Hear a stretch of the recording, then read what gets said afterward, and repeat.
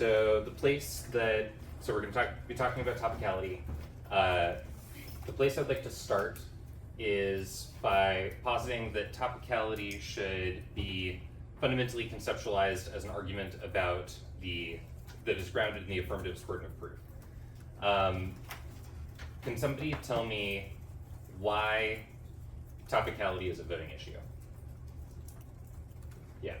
Because it's an argument about whether like the debate should have happened in the first place or not. What do you mean by that? If the affirmative is untopical, then that what I see never should have been read under this year's topic. What do you mean should have been read? That's a good question. Okay. Thoughts? You're definitely in the right direction. I would not use that language. Okay. Yeah. It's the idea that like we've been presented with a resolution, and so a good affirmative should fall under that resolution, like the action that it proposes should fall under that resolution, and so an affirmative that does not do that should be rejected for various reasons along the lines of like fairness and clash and like equitable debate and Okay. education. So the first chunk of that was words, but did not really say anything. The last chunk of that was your like fairness and clash and stuff. I would say that is not fundamentally why topicality is a voting issue. The thing you said a minute ago about whether it should have happened, well, okay, let's actually get at this using the language you used. You said a good affirmative. I think that's not quite what you mean. Try different words. What is it that you actually mean? Good question. What does the affirmative have to do? What does the affirmative have to do to win, and why? Yeah.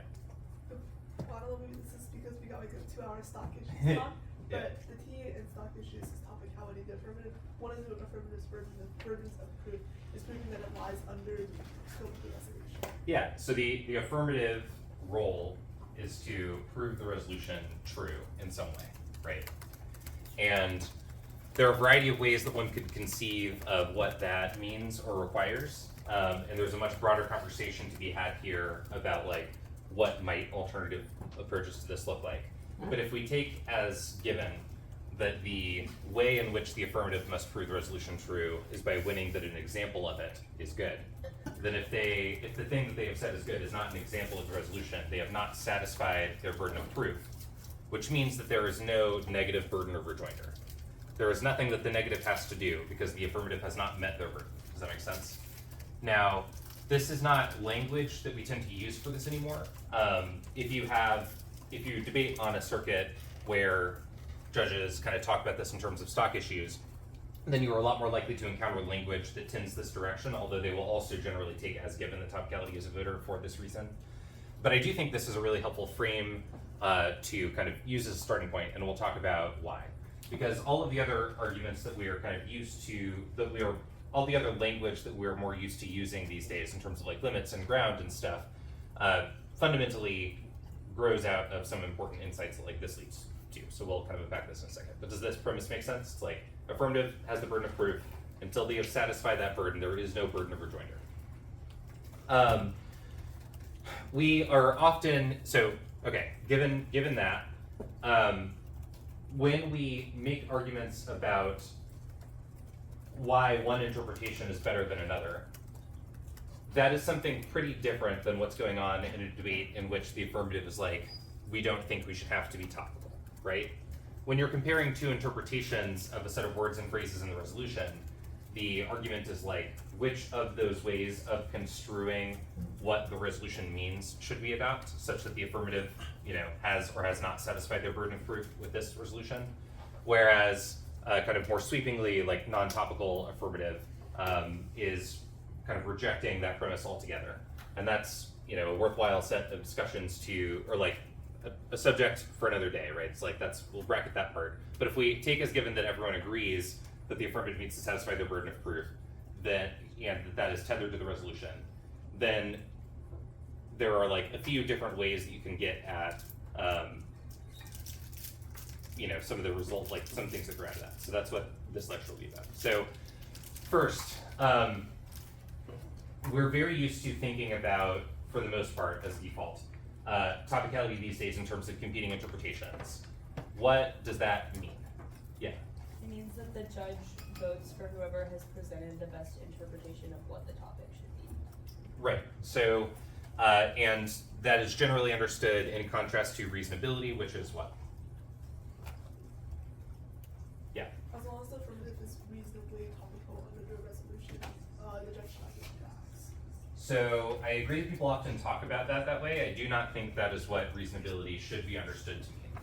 Or, Yeah. or maybe like the interpretation instead of like which one is strictly better in terms of like a position sense should be taken as which one is able to resolve the offense better, like reasonably. What do you mean resolve the offense better? So, for example, the way that I frame reasonability on an affirmative debate is that reasonability is the best way to resolve, is the best way for an interpretation to, let me rephrase that. Reasonability is the way the judge should interpret the competing interpretations debate, because one interpretation is better able to resolve something like predictability. So no, parts of that are in their direction, yeah.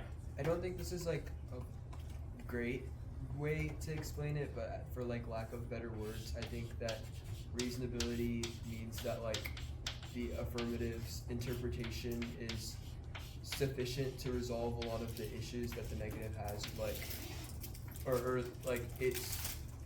Well, like, I don't think that it necessarily, often in practice, it might care about some of the next lines of offense, but it doesn't necessarily. Reasonability is, I think, kind of the argument that the judge should have like a higher threshold for voting on topicality, because if an affirmative is quote unquote reasonable, then having a substantive debate about the affirmative is probably better than having some nitpicky like counter interpretations debate about like which version of a definition is better. So I like a lot of that. I think the way to make that better is to conceptualize, like while still being able to make a lot of that same offensive set of arguments, is to say that reasonability is the idea that if the affirmative's interpretation is good enough, that should be sufficient.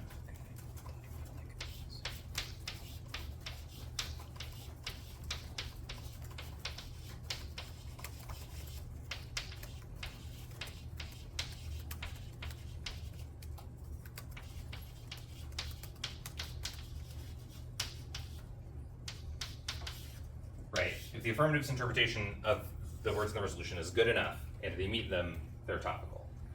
The split between these paradigms makes a lot of sense if you view it through the prism that we established a minute ago of the argument fundamentally here being about whether the affirmative has met their burden of proof, right?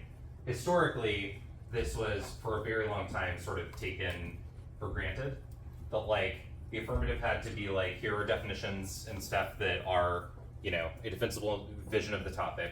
We meet those, therefore we are topical.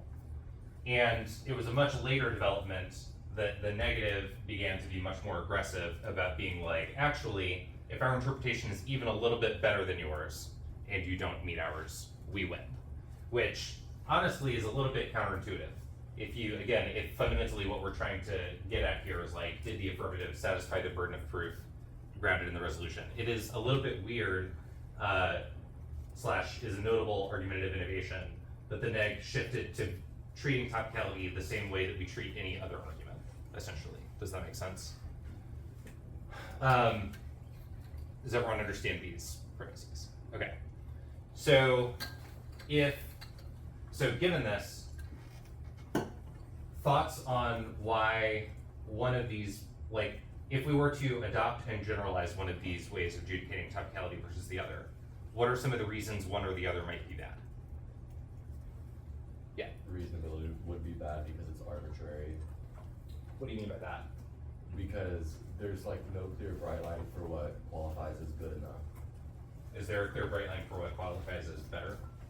I mean, yeah, because at least you can compare like you can do like weighing, like one thing versus another, but good enough. Just you're not even like comparing like two. I mean, the neg could be like, okay, fine, but here's what it means to be good enough, and you're not, right? Then how they decide that definition, that would be like my question. Well, how do we decide what the next interpretation is going to be? Like you're like what you are saying is what people generally say in debates, and I think some of that is worth saying.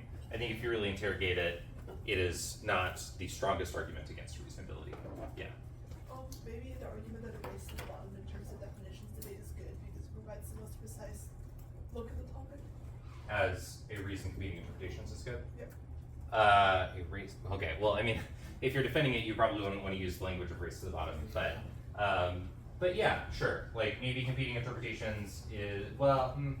I don't know. I don't know about that as a reason competing interpretations is good. It does provide what I think is the most important reason for the app to be on top of 4i reasonability is good, which is that sort of this is the like perpetual shifting of the goalposts, perversely incentivizes negative teams to research, to like dig into literature and find ever more limited topicality interpretations and read whichever one the app doesn't meet and make the debate about T, right?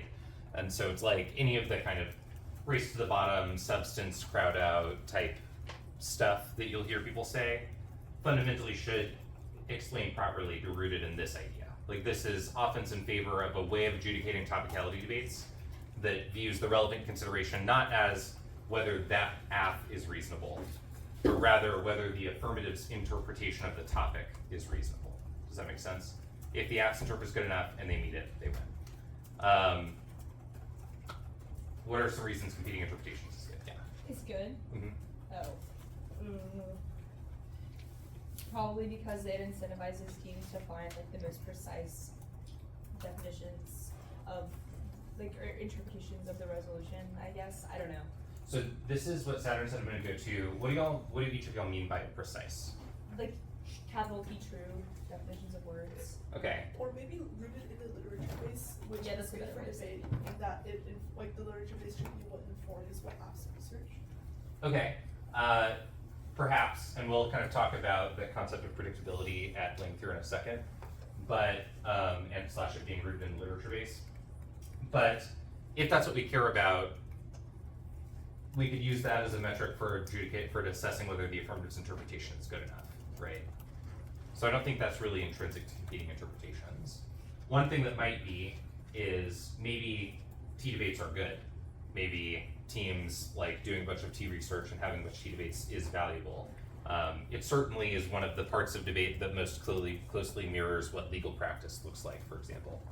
But what are some other reasons why competing interpretations is good? Why, given the like historical pivot that I briefly sketched out a minute ago, why do you think competing interpretations arose to begin with?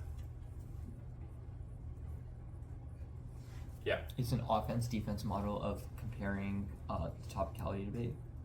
Yeah, I mean that is an accurate description of what it is, but why does the neg want to do that? I guess that's because how other forms of offense is weighed, i.e. like a disad is on an offense-defense paradigm as well. Sure, again, descriptively accurate, but from a normative perspective, why does the neg want this? Like, you are a 2N, I tell you that this is from now on how topicality debates will work, you are upset, why are you upset? It's not for any principled reason, it is for a very pragmatic. Yeah, it's easier to win on right, competing it's good for the neg for competing interpretations to be the paradigm that we adopt. And there might be reasons we care about that, right? Like, this does provide an important additional tool to the negatives arsenal in terms of, like, yeah, the app is absolutely correct, that the neg then gets an additional set of arguments that they will research and produce and be able to read in any given debate. The negative's point is that is a good thing. Does that make sense? Questions about any of that? Okay, so, oh, we're gonna raise your, okay. So we're gonna kind of put a pin in this piece and talk a little bit about some different standards we should apply, that we could apply in theory in the context of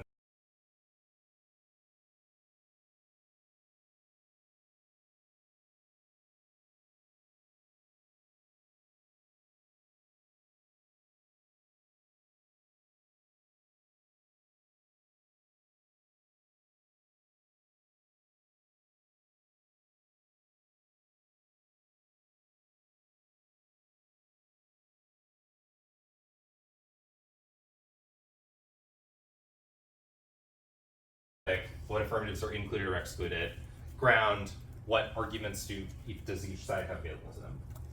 Predictability sort of exists kind of outside of and prior to each of those arguments, but does interact with both. When we say predictability, what is that? What do we mean?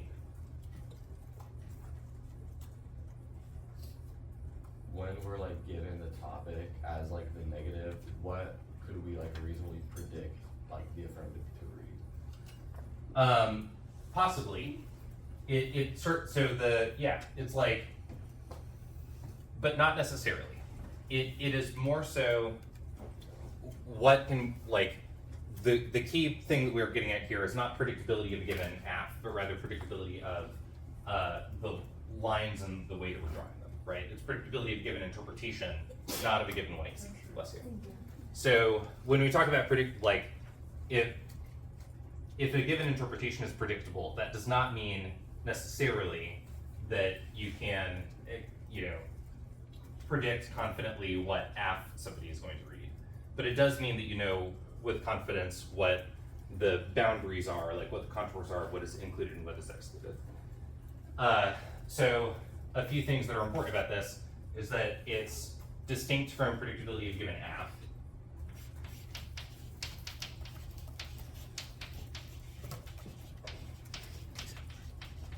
It's also distinct from the concept of bright line.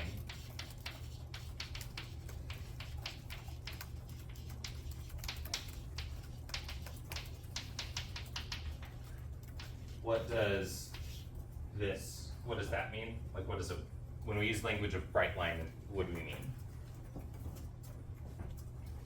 So if a given interpretation does a good job of drawing a clear line that allows us to confidently distinguish which things are topical from which things are not topical, that it is one that has a clear bright line. Does that make sense? Draws a line that is bright. This last piece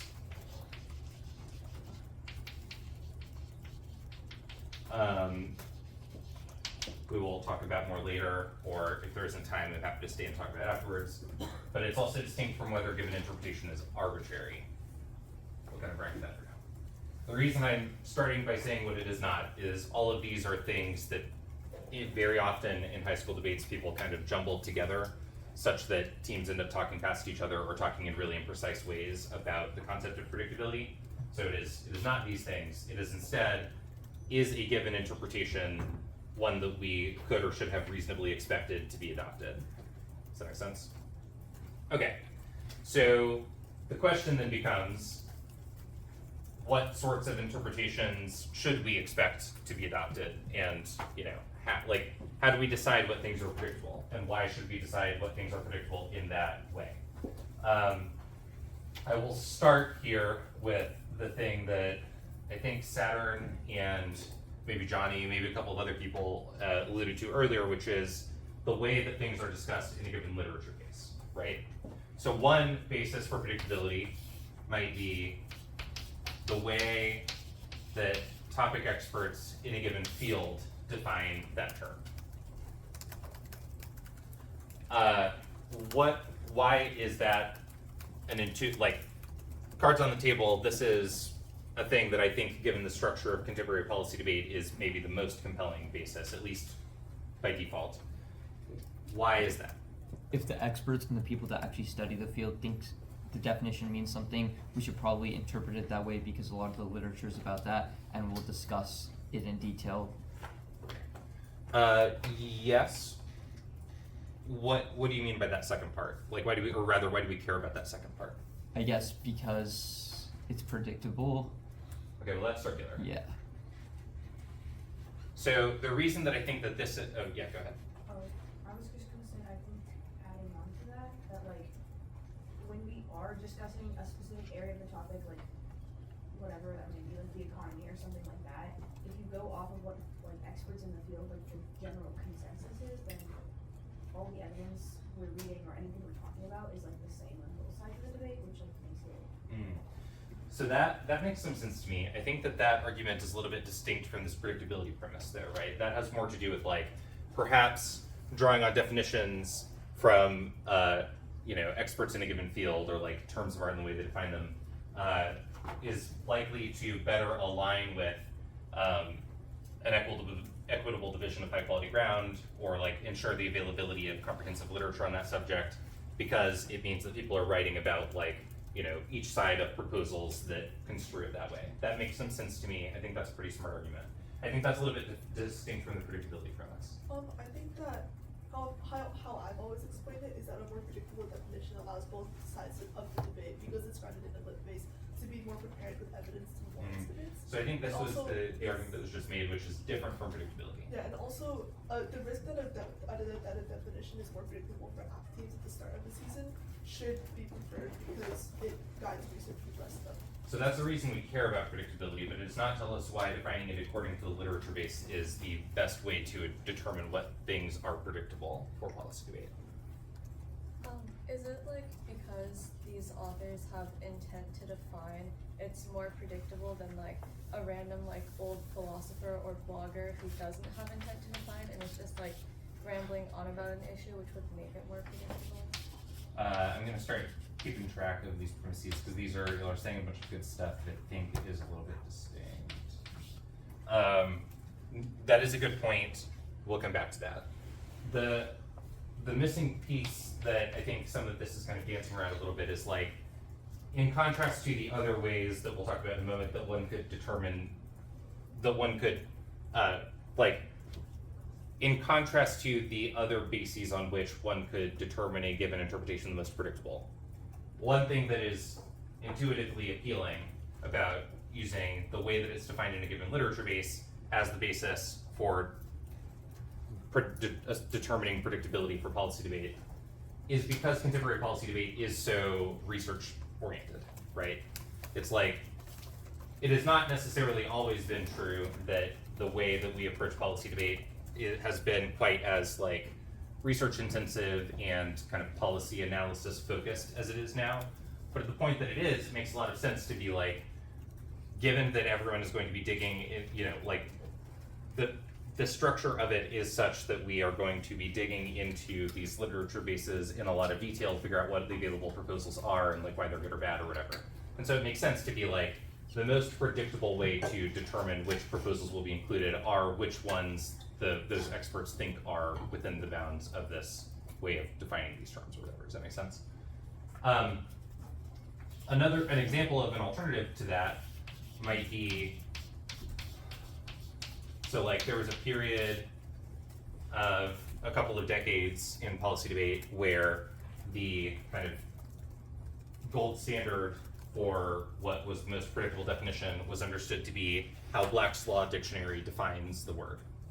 And that was grounded in an analogy of debate to like legal, to you know, like legal work slash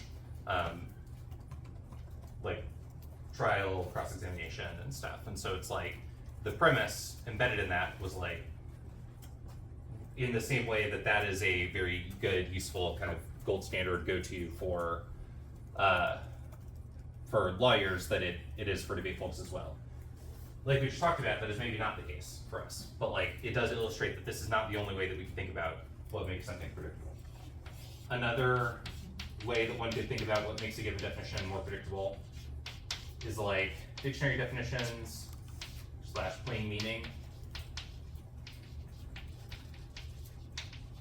Maybe it is in fact more predictable for us to determine the meaning of a given word or phrase by the way that like Webster's uses it, or by the way that like your average person on the street would understand the concept, right? I think that there are some fairly good reasons why that might be true, and I think that's maybe, if anything, more the case in high school than it is in college, because frankly, the way the high school topic process works is totally unhinged.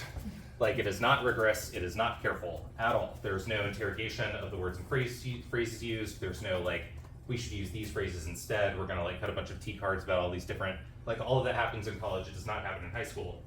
So maybe it is actually, maybe we shouldn't assume that it's all like chosen super precisely and carefully to align with like the literature. And maybe we should use some of these like dictionary definitions more. And this is one of those things where it's like, I do think that this is like personal bias wise, I think that this is probably the best and most compelling. I do think it is a little bit weird that these others have just like entirely fallen out of use. Not least because like courts will very frequently be like, here are the ways dictionaries define these phrases. Like, it's not crazy to say that that's maybe what is the most predictable way to approach some of this. Does all this make sense? it's also important to note that this may also vary somewhat depending on what the topic is, right? So if a given topic is not using great terms of art, even if there are some like definitions from that literature base that define it, but it's like a legal topic or whatever, then being like Black's law defines this way seems pretty compelling to me. Okay, so the point of this piece, or one of the points of this piece, is that predictability is both not a binary yes no thing, and is also not a thing that you can conceive of in only one way. It's like there are a variety of different metrics that we might use for determining what is more or less predictable. You want to be actively thinking about that and preparing to make arguments at that kind of more meta level about not just our thing is more predictable than theirs because of this, but also here is why it is better to use our way of determining what thing is more predictable than theirs. Does that make sense? Okay, why do we care about this? Why does predictability matter? Thoughts?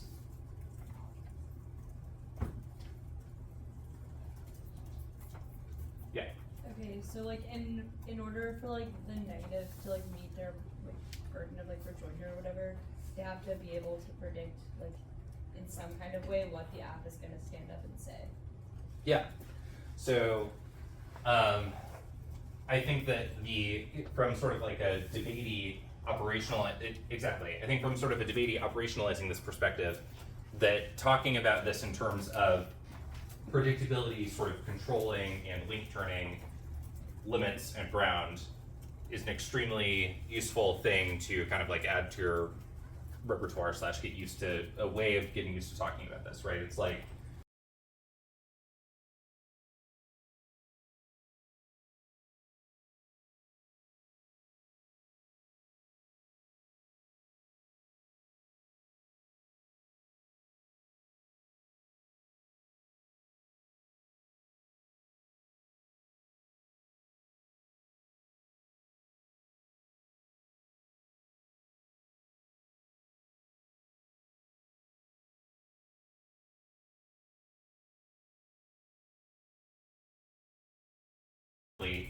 when you're debating a like non-topical KF and they stand up and they're like, oh, but here are all the great things you could say against a RAF, that is not responsive, because that is not, the next argument isn't, there aren't things we could say that rejoin this.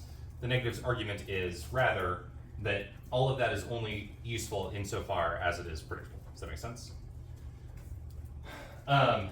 One anecdote that I think has been pretty funny and is very useful to illustrate this point is there was a period, and those of you who were at the Georgetown chunk have may have heard me talk about this, but the rest of you have not, probably.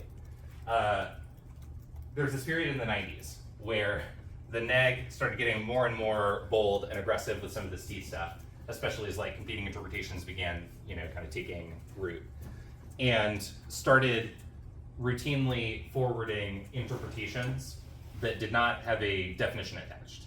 They would just be like, here is how we think this word or phrase should be defined. Here are like our limits and ground arguments in favor of that. The reason that that is a problem is because it is the epitome of unpredictable, right? There is no basis at all for either team to have reasonably understood and expected in advance that is how those lines would be drawn. Does that make sense?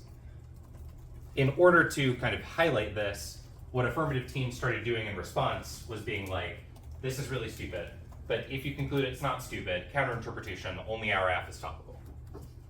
What that does is it like really effectively highlights or demonstrates this core point that like, what we care about is not how small the topic is, and what we care about is not how good are the DAs the negas available to them. What we care about is those things filtered through this prism of like, is that line a predictable one? Like, are those limits predictable? Is that ground predictable? Does that make sense to people? If you ever find yourself like getting confused by any of this, I think going back to that anecdote, very useful for quickly crystallizing it. Okay, so we know that predictability is, in an important sense, kind of primary / determines or controls your ability to access some of those other lines of offense. We know that there are various different ways of talking about predictability that we've kind of discussed. I think the last important kind of predictability-oriented point to make is, before we move on to kind of the next chunk of this, is that you can, I think it is very, like, an additional useful thing to add to your repertoire is the ability to, is talking about predictability as sort of a, in kind of sufficiency terms. So it could be the case that one interpretation is more predictable than another, but also be true that both of them are predictable enough that we have kind of satisfied some threshold condition, at which point we should care much more about which is more workable for me. Does that make sense? So for instance, if on this topic, right, like the argument that jobs guarantees or basic income must be universal / unconditional, there are a bazillion definitions for, like everywhere on the internet.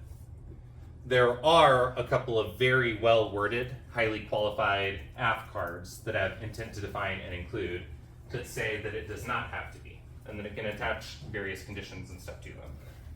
If you're affirmative and you're debating this and you're like, everything is more predictable, you're very unlikely to win, because that isn't really true.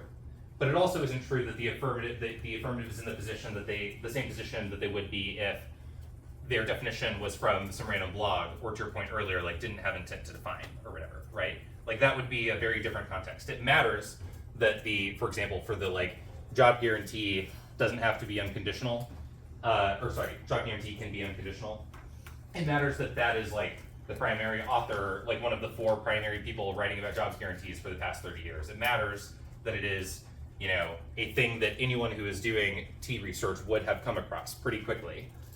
It matters that he like clearly has intent to define and explicitly is like does not have to be universal, you know, clear intent to include. All of that matters and establishes that the affirmative's interpretation is at least not unpredictable, right? And so on the affirmative, I would package this as like our thing is certainly at least predictable enough that we should care a lot about the kind of functional implications for debate of requiring them to be universal / allowing the neg to have these universal fix. Does that make sense? The same thing is often true in the neg. Like, in fact, it's more often true that this frame is flipped and that the negative's interpretation is like sufficiently predictable. The AF's is probably more correct / more predictable. The neg's is much better for debate. Getting used to kind of packaging this in terms of like, if it is predictable enough, that's the part you should care about, is a useful conceptual frame. Does that make sense to people? Okay, questions about anything I've said so far? Okay, I think that the next point that I want to kind of highlight is fundamentally one of the things that people don't do nearly enough and that you want to get in the habit of thinking about, and that we've kind of already gestured toward in a few ways, is that your argument should not just be about your interpretation compared to theirs in the narrow sense, but instead an argument about what approach you are asking the judge to adopt to adjudicating topicality, i.e., if we generalized some of the premises embedded in the reasons you're giving for your interpretation, the reasons they're giving for their interpretation, what would that look like? You do not, sometimes you'll want to deliberately not take the debate in this direction, but you always want to be thinking about whether it would be strategically advantageous to you to do so on the AF and the neg. Some examples of this. First, if we draw lines just because the neg would like for us to draw them, that justifies drawing any other line as well, just because the neg would like for us to draw it, right? This is kind of the reasonability type argument from earlier. It's like, yeah, sure, maybe their thing is more limited, but like, why draw the limit here and not in this like other kind of, you know, like the neg could say the same thing the next debate that's a little bit more limited that your F still doesn't meet. That's a disaster because, as somebody, I want to say it was Parker, said earlier, like that in a very real sense short circuits the entire purpose that topicality is intended to serve. This is a thing that you should definitely write down your notes and like circle and underline, is that one way to think about or talk about this is that the primary purpose of topicality, like the negative has a set of reliance interests vested in knowing ex ante what things will be topical and not topical, because that determines the entirety of their research and preparation outside of the tournament. But the affirmative also has an important set of reliance interests vested in knowing ex ante what things will and will not be deemed topical. Because if the affirmative cuts and reads an affirmative that is deemed not topical, they instantly auto-lose, irrespective of how good their app was relative to the neg, right? So it really sucks for both of the reasons that we care about topicality, for us to adopt an approach to topicality that like views it as a post hoc remedy for it being hard to be neg. That really kind of like nukes the entire purpose. Does that make sense? And so from that perspective, it doesn't make sense to view it the same way, treat it the same way that we would a DA or ROMA. Another example, though, from kind of the, from a more neg-friendly perspective, so like example number 2, might be that if every time there was a defensible AF interpretation, we allowed that affirmative to be topical, then maybe there are no limits that we're drawing, and that seems bad, right? So maybe on a given topic, you don't feel great about winning good offense for your interpretation on the neg. Like, you don't feel great about your limits DA or whatever against their particular AF inter. But maybe you do feel good about winning, like, if we allow that AF counter inter, here are, for the other sub areas of the topic, the counter interpretations of the AF, or like the AF interpretations that would justify, and allowing those kinds of AFs would be bad. So, for instance, let's say you're going for like some T argument about job guarantee, and you think that the AF's offense in favor of their interp is probably better than the offense in favor of your interp in the narrow sense. But you think that the logic that justifies voting AF on that interp would also justify this other AF interpretation of expand Social Security. And that generalizing that way of approaching topicality would end up being extremely bad for the neg / for debate. Does that make sense?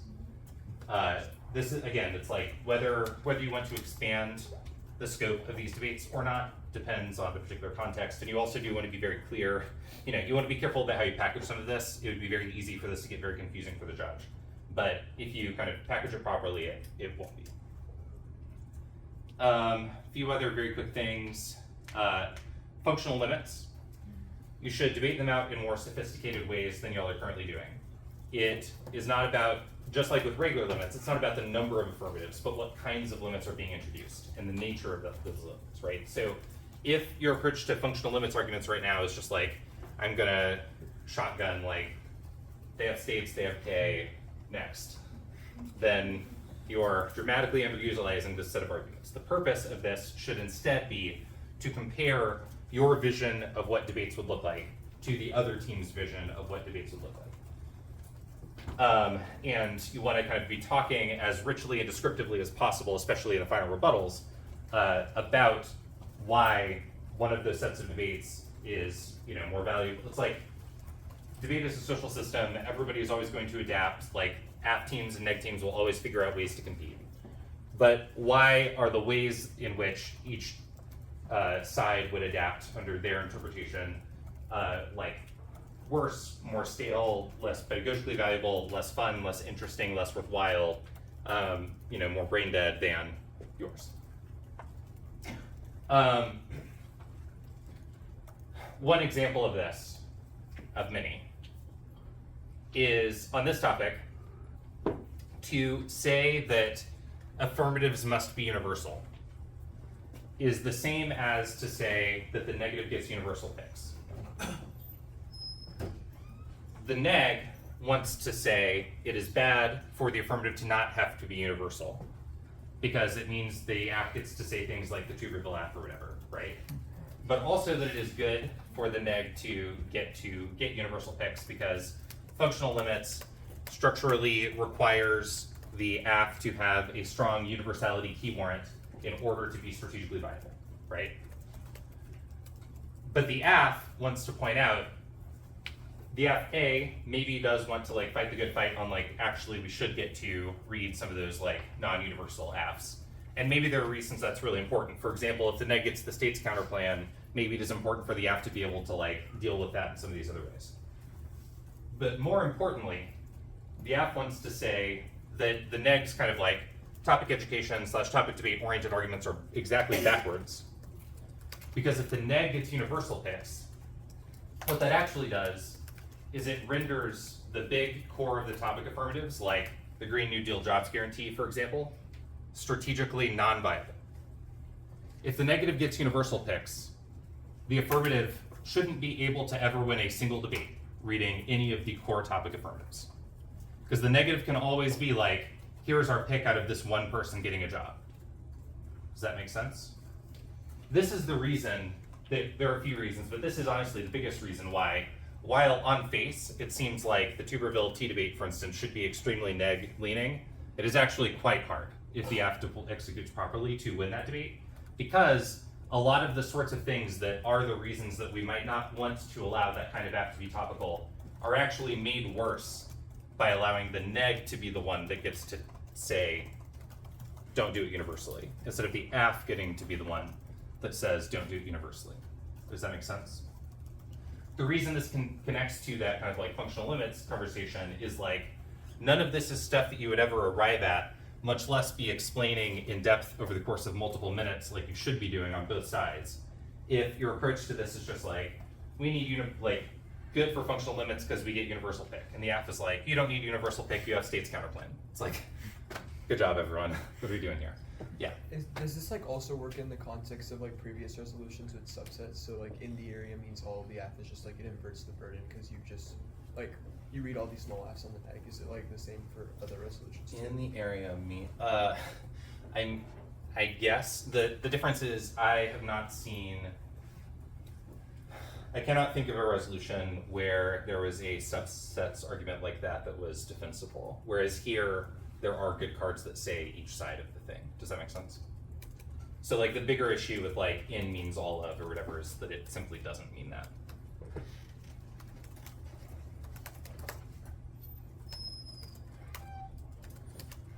Does that make sense to people? The like universal picks version of that in particular is like a little bit counterintuitive, but the reason I gave that specific example in this speech is like, or in this elective, is that obviously will matter both for universal picks reasons, because those are coming out now, and for like neg T reasons for the camp tournament. So if any of that is unclear to people, I'm happy to stay after and talk about it more.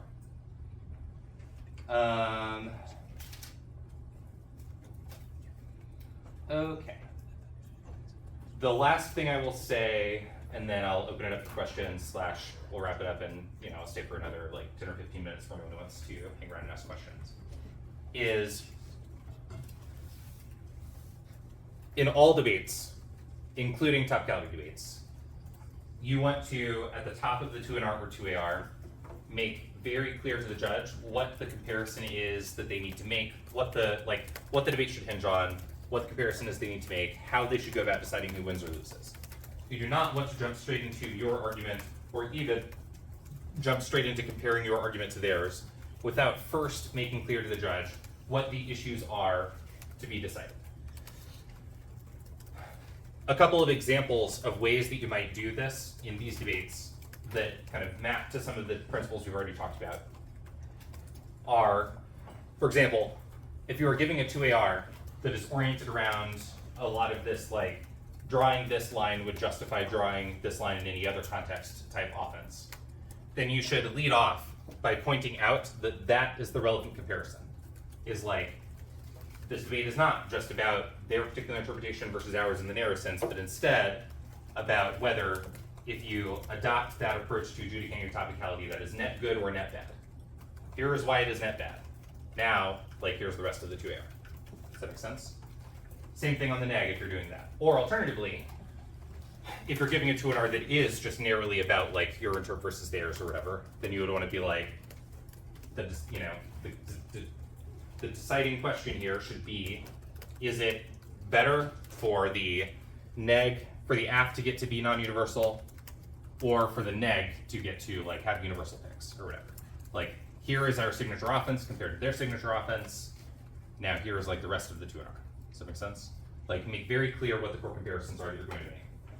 Again, that is generalizable. Part of the reason that I'm ending on it though is I think that coming out of a discussion like this, it can be really difficult sometimes to figure out okay, I've like gotten all these new inputs about how to think or talk about predictability and like all this stuff about like reasonability versus competing interpretations or whatever, like what do I do with it?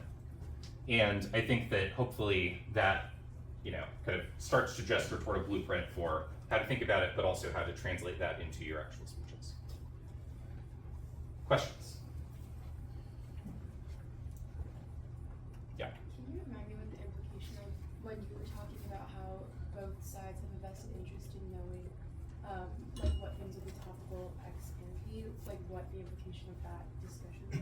Yeah, it highlights why predictability of interpretation is so important, and arguably also, although this is debatable,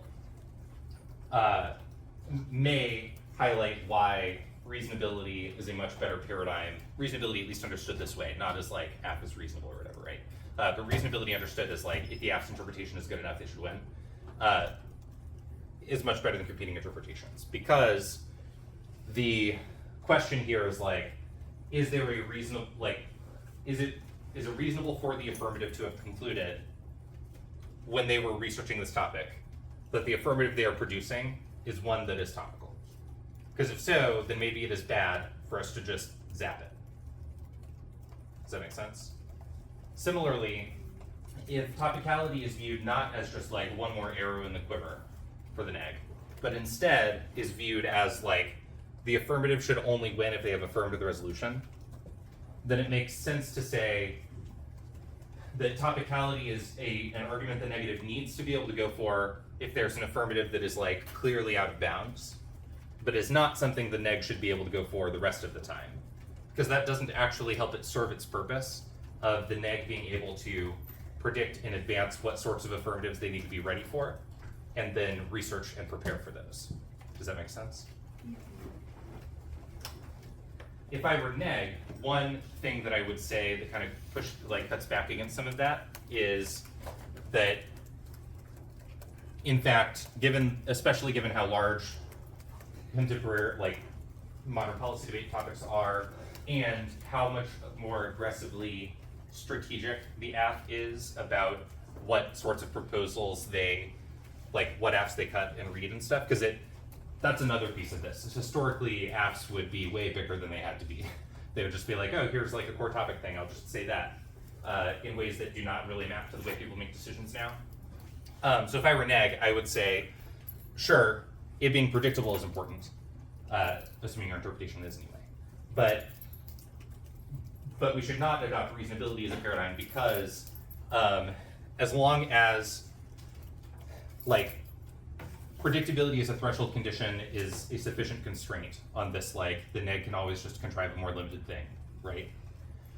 But the neg being able to have topicality, like a variety of different T interpretations available, or being able to be like, you know, here are interpretations that would be good to draw on the topic that are at least sufficiently predictable, like this universality thing, for instance, does very much then influence, or should at least influence, the rest of the kind of strategizing and preparation that those neg teams do, right? Because if I'm trying to like strategically map out a topic, it's like, okay, here are the limits I can confidently establish, that I'm confident I can like go for T and win, because I think that those T arguments are pretty good. I am now going to figure out, and like, here are the functional limits I can establish, right? So like, I have my states counterplan, whatever.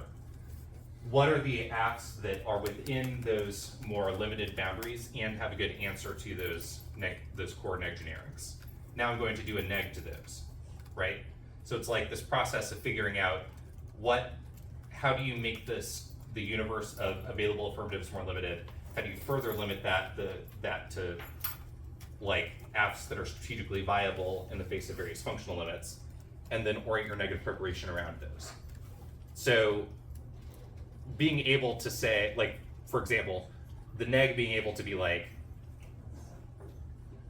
app must be universal, which means neg gets universal pick, and means that I can therefore focus on like doing negs to potential affirmatives that have a good universality key warrant.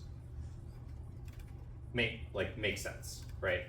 Like it's not the case that what the neg is doing there has to just be like, oh, I'm only ever planning to go for T.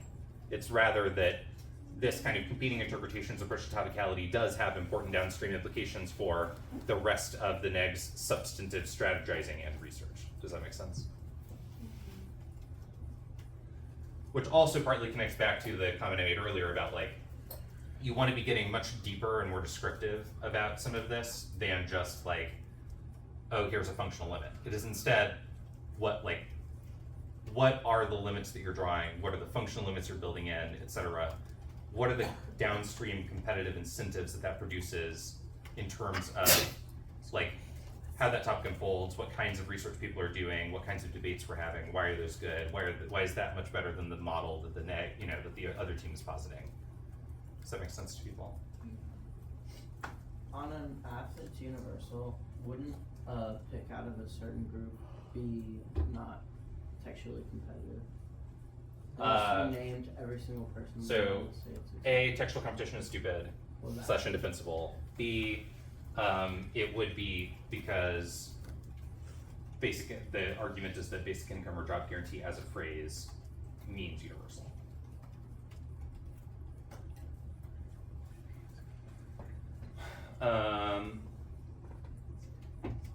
Any other keywords? Okay, Sorry, No, you're fine. when going for predictability, how would you sort of weigh that against like the limits this time? Because I understand why limits don't matter if it's not predictable, but what about, Real quick, yeah. I will say, anyone who wants to leave, you're welcome to go. Anyone who would like to stick around, I'll keep going for another 15 minutes or so. There is no pressure, it's up to you. If you are staying, go and stay seated instead of like coming up and standing in a circle or whatever. Right, thank y'all. Go ahead. Yeah, I was just saying, Thank you. I sort of understand that it's like a small way with narrowly limited topic was not predictable, but how do you answer it doesn't matter if it's predictable? It doesn't matter if it's predictable if there is. What is the implication of that argument? That like that's a reason that we should prioritize limits? Yeah, like at some point, Yeah. predictability can happen. Sure. So I think that all of this is stuff that is best debated in terms that are as contextualized as possible. So, like, I don't think you want to think or talk about this in terms that are quite that abstract, i.e., the way that you package those arguments in relation to each other should be different depending on like how large the scope, like exactly how many apps are we talking about here, and does the neg have like good inbuilt core generics or not, and stuff like that, right? Like that should all influence the answer to that question. If it's like, let's say the water topic, right? Or something where it's like huge and there are not really like core neg generics built in, then I think it makes sense to say on a topic like that, like, yeah, that we should like prioritize limits. I think that it is still, I think that debate, like the app is still in a pretty good place, I think, debated out properly, just being like, look, here is, like, the answer to your question of how to respond to that is your offense should be all of this stuff about, like, that kind of line drawing justifies any other kind of line drawing.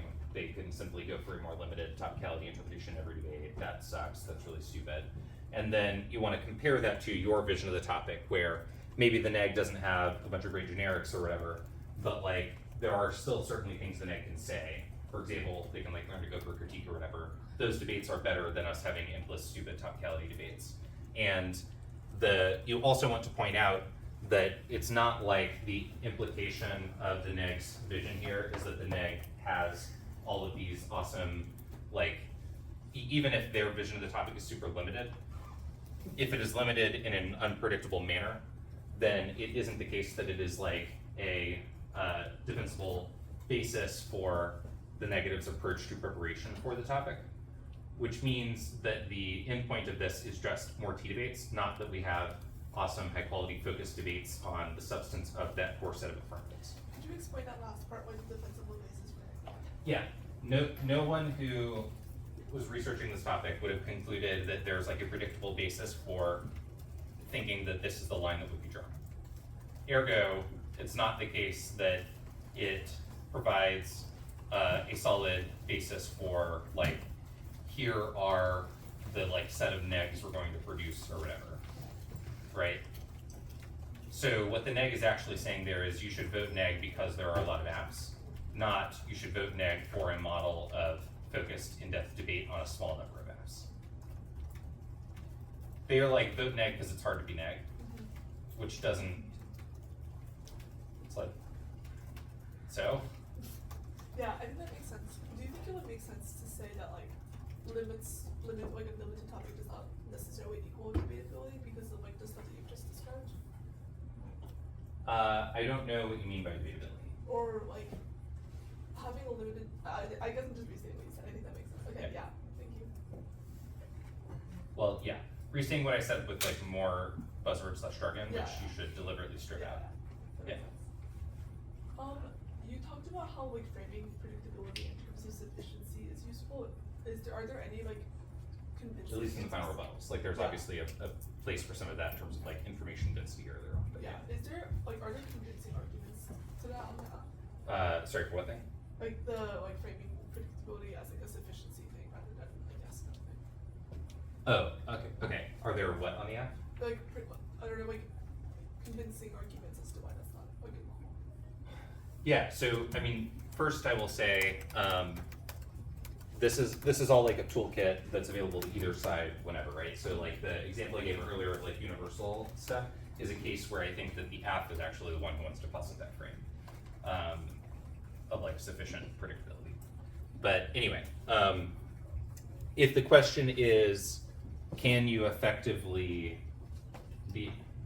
answer that by saying we should prioritize which thing is most predictable, the answer is yes, you definitely can do that. That will be easier to win the less predictable their thing is compared to your thing, obviously. But for instance, if the app were to be like, you should prioritize it being, like what you should care about is like, is it at least sufficiently predictable?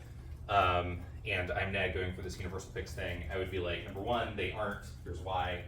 Number two, you should prioritize which thing is more predictable, especially when the delta is this large. Here are 20 cards that say that it's universal. That's obviously an exaggeration, but like 10, I think it's reasonable. It's like there's a clear consensus in this literature base. The question is not whether we would have come across their thing, it is whether we would have concluded that this is what topic experts think it means / that it is the most likely interpretation for us to adopt for debates. Like the fact that the fact that one person who's qualified thinks this is not the relevant question. The relevant point is the fact that everyone else thinks it's this other thing. Like, does that make sense? Yeah, that makes a lot of sense. That's really interesting.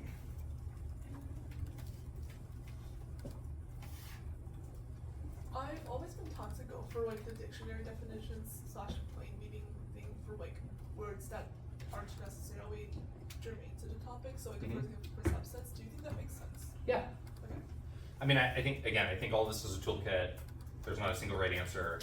But yeah, I think in truth value wise / in my heart of hearts, yeah, I would say like things that are terms of art on that topic probably make sense for us to prioritize how those experts in that field define it.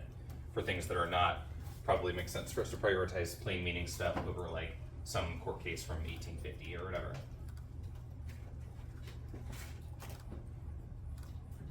Other questions?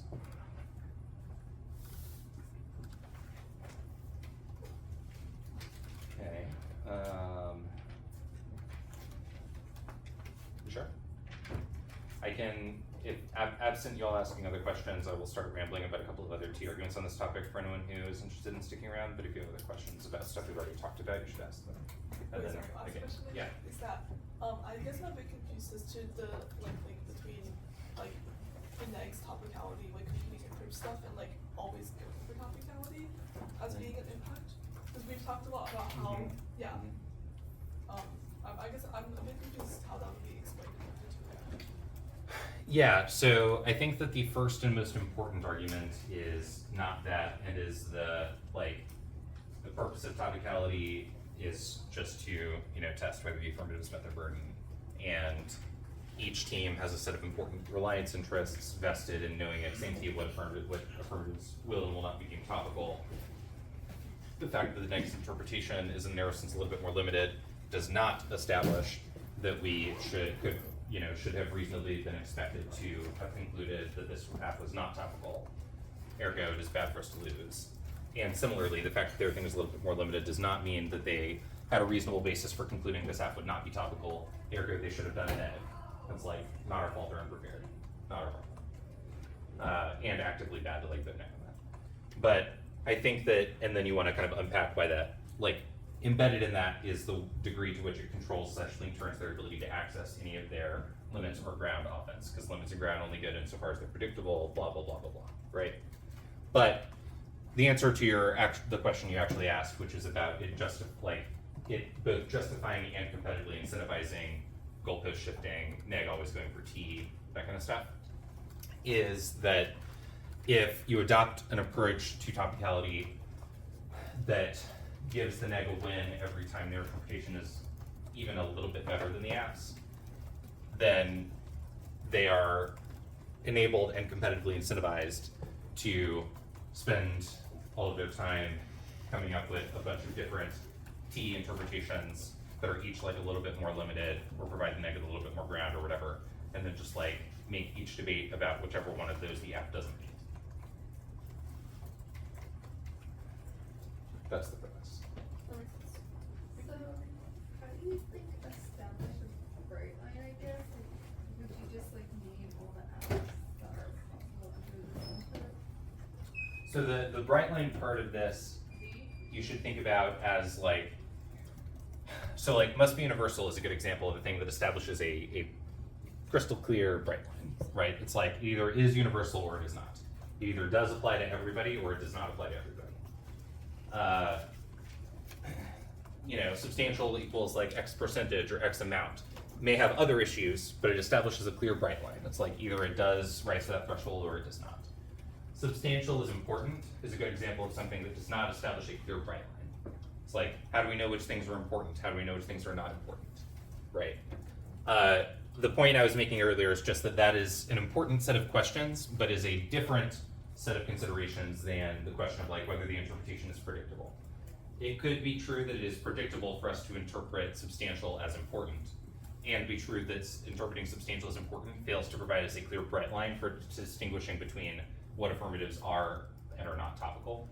And whether we care about that is sort of like a different question. Does that make sense? Does that answer your question?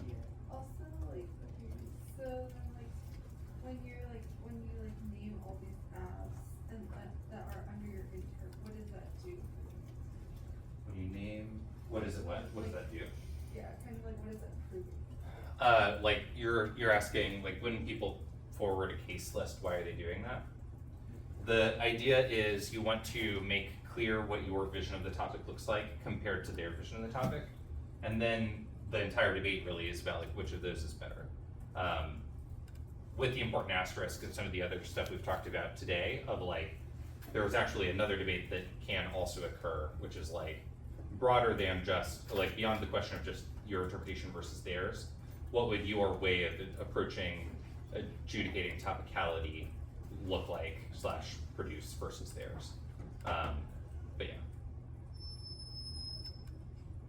So I would not just list like apps that are topical under your thing without a purpose, but that purpose should be like, why is your vision of the topic better than theirs? And you want to give examples of affirmatives that speak either to why theirs is bad compared to yours or why yours is good compared to theirs, or both. Other cues.